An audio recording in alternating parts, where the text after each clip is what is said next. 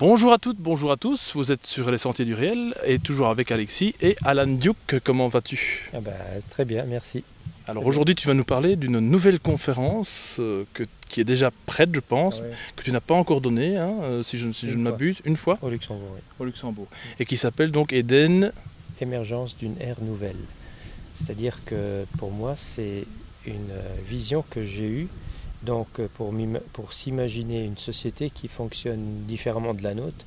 Bon, après, il y a bien sûr les personnes, les nantis, comme on les appelle, qui ont une vie voilà, comme s'ils étaient au paradis. Bien sûr, pour eux, il n'y a pas de problème.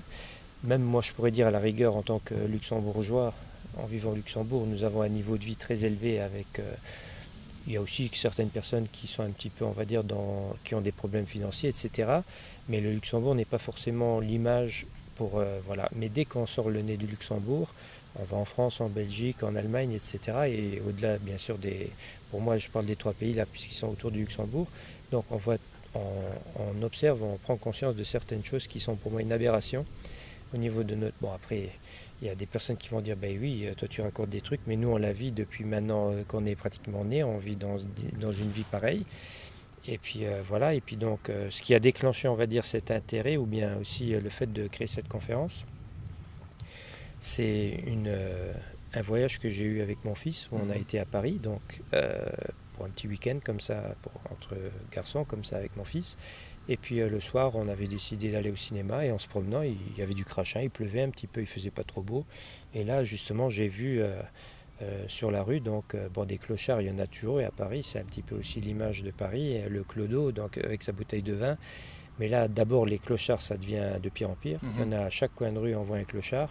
Mais là, ce que j'ai vu, c'est ça qui m'a un petit peu perturbé, c'était carrément une famille entière, donc père, mère et bien sûr enfants, donc les enfants y compris, qui dormaient dans la rue et puis qui devaient sous la flotte donc se protéger avec des couvertures et tout ça, enfin tout ce qu'ils avaient autour d'eux.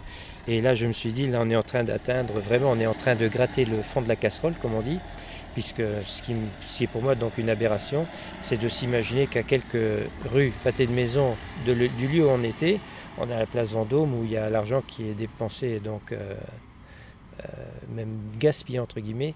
Et là, bon, ça a été cette image de cette famille par terre, pas dans un pays du tiers-monde ou du quart-monde, on est à Paris, hein, donc, etc. Donc j'ai eu tout d'un coup cette vision où j'ai commencé à voir comment nous pourrions avoir une société qui fonctionne parfaitement, comme une montre suisse, c'est-à-dire où il n'y a plus ces injustices, etc. Et c'est justement ce que j'explique dans cette conférence. Donc cette conférence Eden au Luxembourg, Oui. quelle a été la réaction du public? Disons qu'encore une fois, donc ça a été une première conférence, et comme souvent quand je donne une première conférence, pour moi c'est pas nouveau dans le sens que j'ai bien construit cette conférence, mais pour moi ça me permet aussi de voir où il y a des petits couacs au moment où je la donne. Au niveau du public, il y a eu moins de personnes présentes que ce que j'espérais par rapport à d'autres conférences que je donne sur d'autres sujets, mais en même temps au Luxembourg c'est normal. Puisque nous sommes dans un pays où les personnes n'ont pas ce souci. Donc automatiquement, il y avait une quarantaine de personnes présentes, et ces 40 personnes étaient des personnes qui s'intéressaient aussi à ce sujet-là.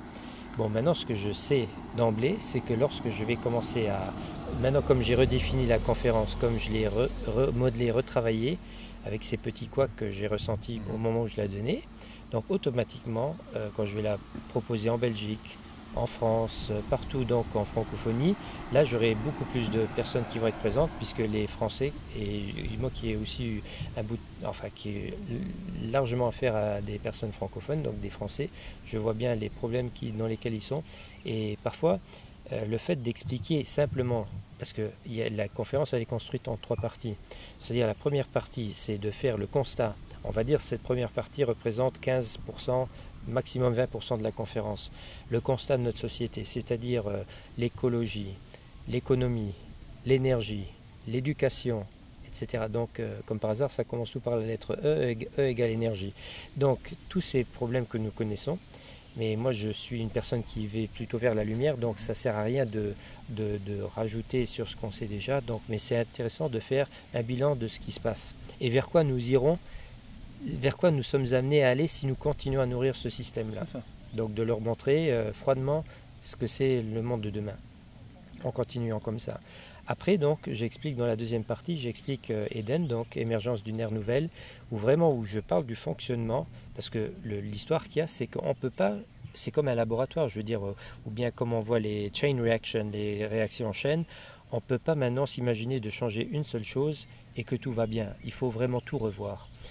Et c'est ça donc la deuxième partie où j'explique que tout doit être revu. Et donc l'éducation, etc., le monde du travail, etc., le système économique, etc. Donc toutes ces choses qui sont importantes. Et derrière la troisième partie, qui est, on va dire, les deux premières parties sont assez faciles pour expliquer aux personnes, même les limites cartésiennes qui ne sont pas forcément dans le monde métaphysique, ésotérique. Et la troisième partie, c'est, on va dire, la pilule la plus dure à faire avaler, c'est justement la partie quantique, où j'explique justement qu'il y a zéro effort à fournir pour arriver vers ce monde-là. Il faut simplement le vouloir, y croire et dire c'est ça l'avenir et rien d'autre. Et donc, et là, il y a la loi du centième singe et encore d'autres, la loi d'attraction. Donc, toutes ces choses que j'explique dans la troisième partie, je parle de l'espace-temps, je parle de donc, la loi d'attraction et je parle aussi de la loi du centième singe, puisque nous sommes tous interconnectés l'un à l'autre, nous sommes tous reliés l'un à l'autre. Et ça, c'est la troisième partie qui est, disons, pour les personnes qui ne sont pas forcément dans le monde métaphysique, quantique, etc. C'est la partie la plus dure à faire comprendre malgré tout. Et voilà, et ça c'est en gros la structure de la conférence qui est extrêmement importante puisque ça parle justement de l'avenir de nos enfants, de nos petits-enfants, etc. Et pour moi c'est une conférence qui est très très importante. Oui, c'est primordial, surtout qu'en plus de ça, comme tu dis, nourrir une égrégore de négativité ne sert à rien.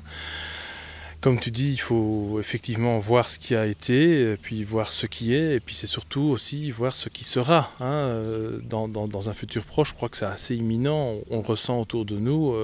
Il y a un ras-le-bol général dans tout, dans l'éducation, dans la politique, voilà. Donc on est vraiment un peu... il y a des gens qui vont dire on est mal barre, mais en fait non. C'est à nous de décider, à nous de prendre nos responsabilités et de ne pas attendre qu'il y ait un messie qui arrive, quoi. Il faut vraiment commencer justement à partager ça et à se dire que les messies, c'est nous finalement. Ah oui, c'est clair.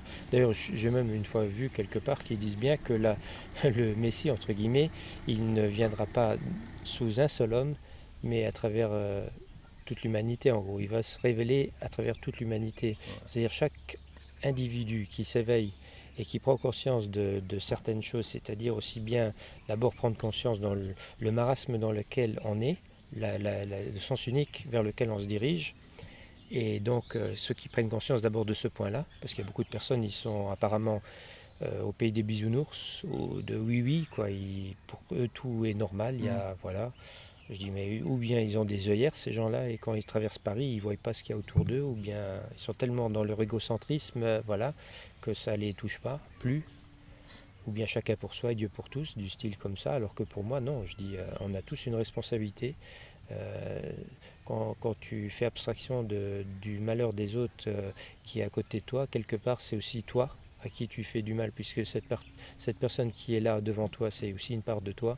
Bon, c'est encore une fois ce que je disais dans la dernière intervention, que nous nous sommes déconnectés des autres, alors que les autres, c'est une partie de nous. Voilà. Et sur un point métaphysique,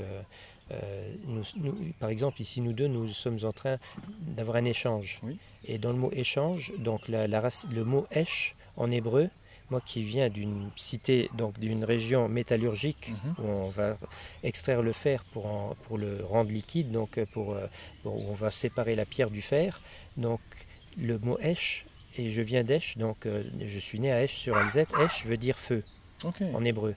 Et échange, on a bien le mot ange qui se trouve derrière. Et ange en grec, donc latin, c'est le messager, celui qui envoie des messages. Donc les feux de l'ange, échange. Et ange, donc c'est-à-dire que nous nous envoyons des messages, oui. Mais ce n'est pas 1000 entités qui s'envoient des messages, c'est une seule entité qui s'auto-informe. Ça, c'est la réalité, on va dire, métaphysique de l'incarnation, de cette séparation qui n'est rien d'autre qu'un leurre, donc, quelque part. Voilà.